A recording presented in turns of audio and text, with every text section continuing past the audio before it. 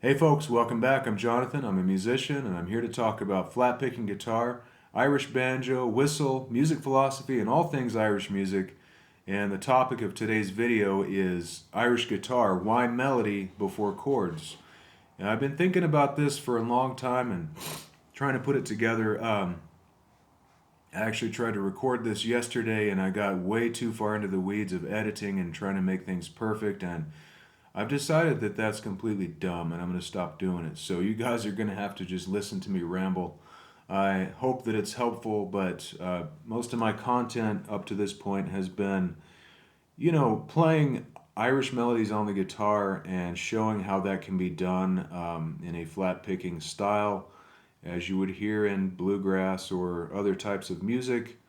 And and I think it works really well, and I really love doing it. So it's something that I'm trying to promote. But the guitar you normally associate with accompaniment in Irish music, and that's normally what it's used for. Now, really good accompanists also play melody, and I'll get into that.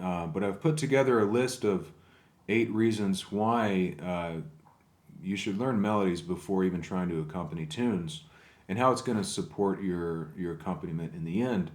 So let's jump right into it. The first reason is that Irish traditional music is melody and groove above all else. So the melodies completely stand on their own, and they're central to the whole thing.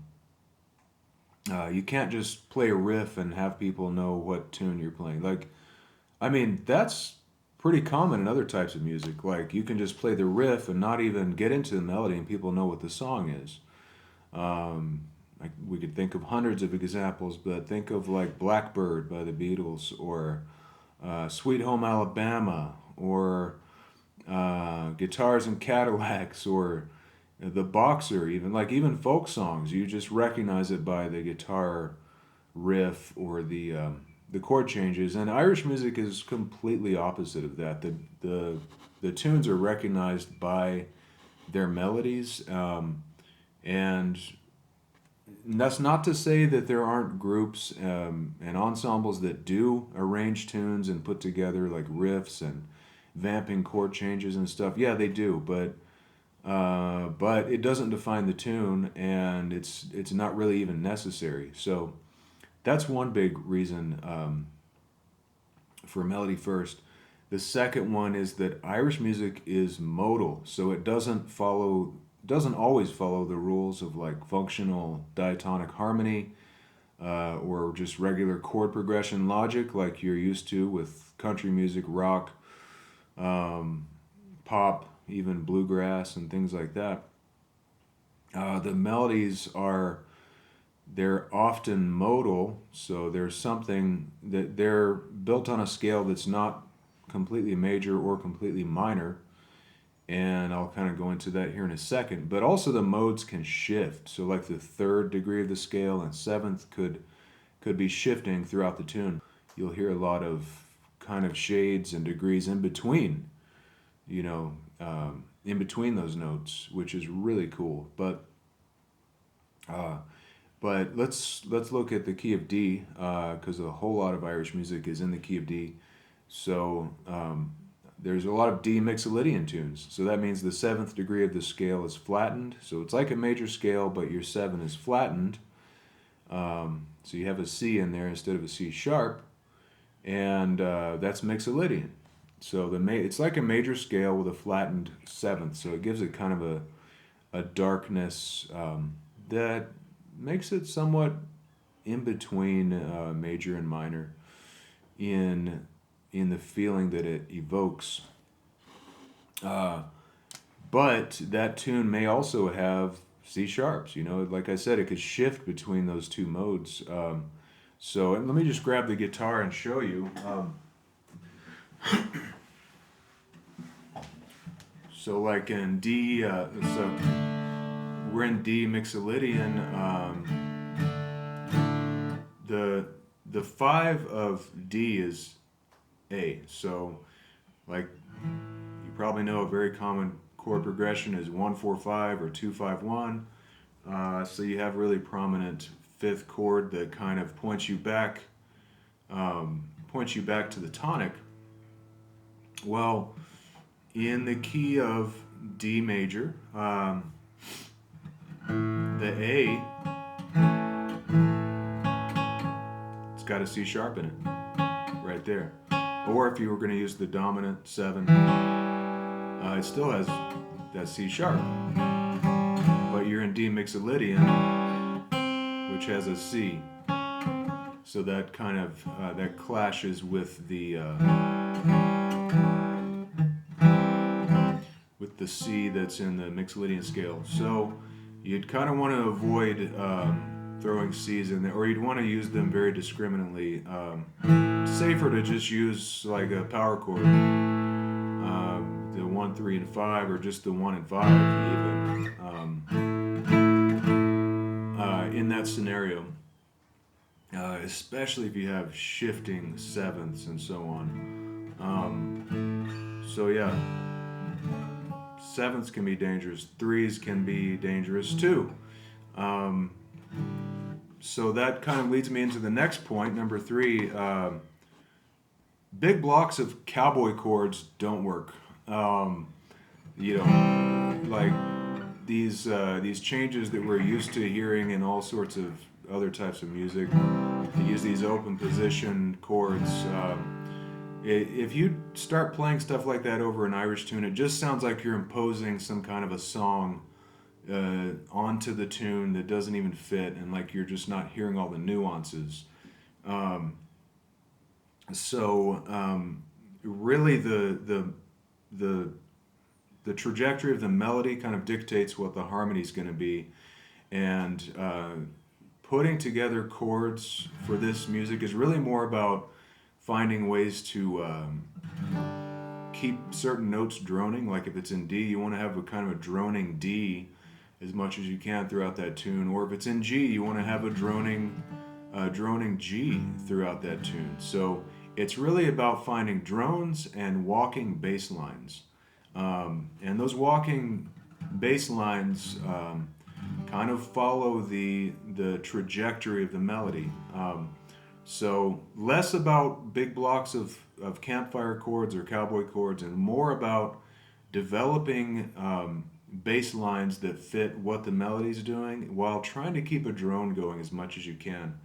So just to give another example, like in the key of G, here's the cowboy chord, right? I'm not even used to playing it, so I kind of flubbed it. But you've got a third in there, and you've got another.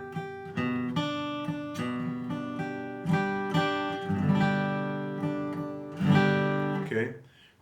For this music, I would say this becomes this. I've taken the E string out of the equation, the high E string out of the equation, becomes, now I've taken the A string out of the equation too, so I'm muting the A string.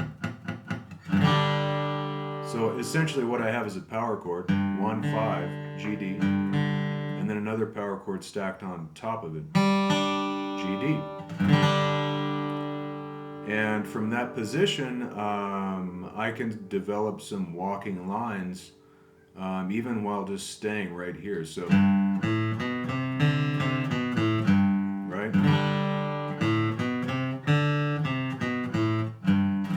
That's just walking up and down the scale. But the point is that you've got those all right there at your disposal. And if you kind of stay in this position, you can keep that.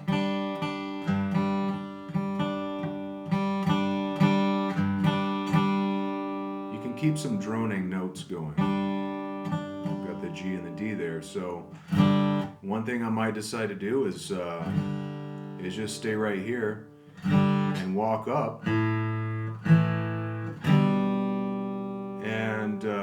instead of, like, here's a B, instead of playing some kind of a very well-defined B, this is really a G over B. So you've got the G on top, that's the main chord with a B in the bass. So I'm keeping that droning while walking up the bass. And my C Same thing. Oh, by the way, on the B, I'm also muting the D string. So you've just got those three notes. That's another point. Like these more sparse chords give you a snappier sound, and give more room for the melody to breathe. So, let's say we're going to walk from B up to C. We're not going to use this cowboy chord for C. I'm going to use this instead. So again, I still have that G and D droning on top. I've got a G chord droning on top with a C in the bass. Or you could think of it as like a C with that's a 9, but this isn't a dominant chord, so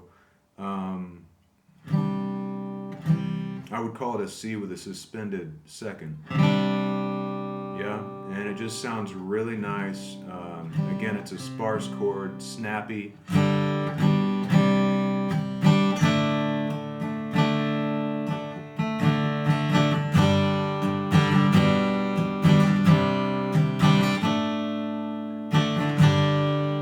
Yeah.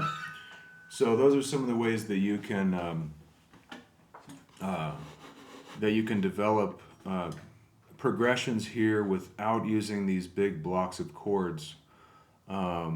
And those open chords can work, like the C major one that I just showed, or the regular G, but you have to do it tastefully, and figure out ways to make it actually fit the tune, and that just requires intensive listening.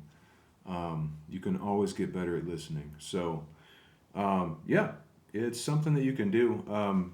And that's not to say anything about tunings either, because obviously here I'm in regular standard Spanish tuning, but I would probably lean towards drop D if I were going to be playing a lot of accompaniment in a session or something, because it gives you that open D string, more opportunities for droning, which of course you can capo up and transfer that to different keys and keep that droning sound. So it's very helpful, drop D, and it's pretty similar to standard tuning. So you're not relearning an entire system. Okay, so those are some examples of how you can do that. Grab a drink of tea. Barry's tea for strength. Okay, number 4. Melodies clue you into the harmony. I just went over this a little bit, but you'll start to discover like the accidentals and the chord shapes and the bass lines that you can develop by learning the tune first, learning the melody first. It helps you to develop a harmonic story that doesn't fight the melody. So learn those melodies. It'll help you to figure out what the tune is asking for in terms of harmony. Number 5, great accompanists also play a melody instrument. Or at the least, they play melody on their guitar or bouzouki or piano.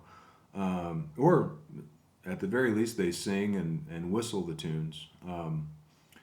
And I'm not saying that this is a reason to do it just because everyone else is doing it. I don't advocate for that at all, but it's like there's a definite pattern that's worth examining.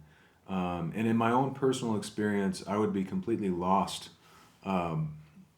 accompanying these tunes if I didn't know the melodies intimately first. I played melody for many, many, many years before I even tried to accompany the music in anywhere outside of my bedroom. So,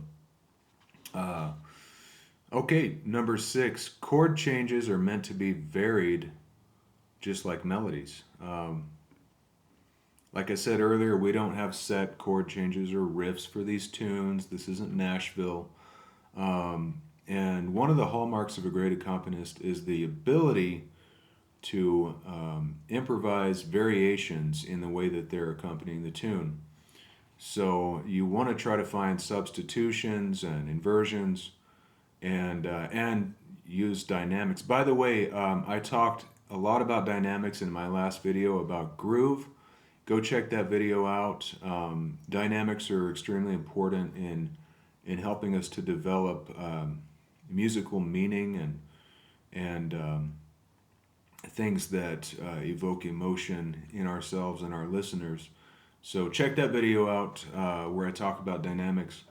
But in this music, it's not like bluegrass where you know the band starts in and somebody's playing the melody and everyone else is playing the chords, and then they each take turns, and then they start to there's always one person playing the melody, and each go around it's they start to improvise more. And um, but in this tune you'll have more often, it's like you'll play a specific tune, say 3 or 4 times through. It could be any number of times, but just as an example, 3 or 4 times through, and then you'll jump onto the next tune, which is in the same rhythm usually, but it's a different tune, and then you kind of string together medleys of tunes like that. But within each individual tune, you're going to play through it, a few times, and you don't want to do it the same way on each go round.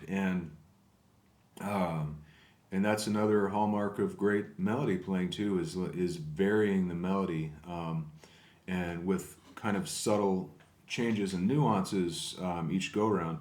Same goes for accompaniment.